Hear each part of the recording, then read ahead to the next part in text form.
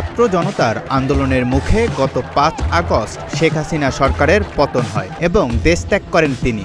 এরপর থেকেই লাল পাসপোর্ট বা কূটনৈতিক পাসপোর্টের ভিত্তিতে ভারতে বৈধভাবে অবস্থান করছেন সাবেক এই প্রধানমন্ত্রী। এই পাসপোর্টের সুবাদে তিনি অন্তত ১.৫ মাস কোনো ভিসা ছাড়াই অনায়াসে ভারতে অবস্থান করতে পারবেন।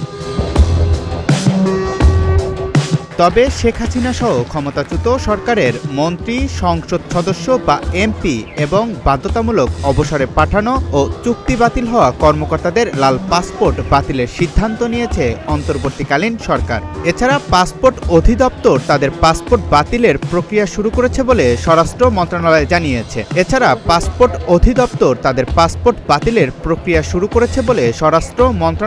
জানিয়েছে। তবে ৪৫ দিনের আগে লাল পাসপোর্ট বাতিল হলে বিকল্প চিন্তা করতে হবে শেখ হাসিনাকে। একই সঙ্গে ভারতকেও এ নিয়ে চিন্তা করতে হবে। সেক্ষেত্রে শেখ হাসিনার ভারতে অবস্থান বৈধ বলে গণ্য হবে না। এমন পরিস্থিতিতে কি করবেন বাংলাদেশের সাবেক এই প্রধানমন্ত্রী? ভারত কি তাকে ফেরত পাঠাবে নাকি রাখবে, এই চলছে আলোচনা সমালোচনা। এমন পরিস্থিতিতে কি করবেন বাংলাদেশের সাবেক এই প্রধানমন্ত্রী? ভারত কি তাকে ফেরত পাঠাবে নাকি রাখবে, এই নিয়ে চলছে আলোচনা সমালোচনা।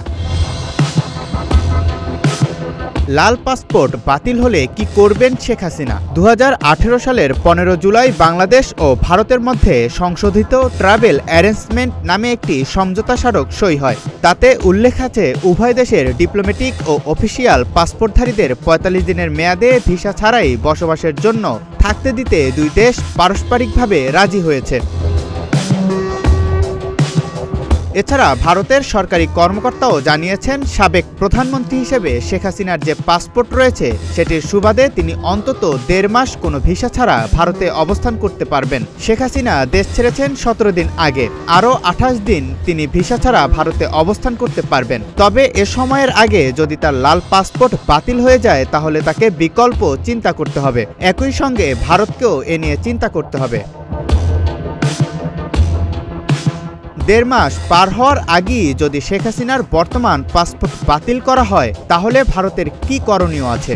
এ বিষয়ে দিল্লিতে একজন শীর্ষস্থানীয় কর্মকর্তা বলেন, শেখ হাসিনার কূটনৈতিক পাসপোর্ট বাতিল হওয়াটাও বড় কোনো সমস্যা নয়, কারণ এই ধরনের পরিস্থিতিতে ভারতের সবসময় প্ল্যান বি বা প্ল্যান সি প্রস্তুত থাকে এবং শেখ হাসিনার ক্ষেত্রেও এমন কিছু পরিকল্পনা নিয়ে রেখেছে ভারত।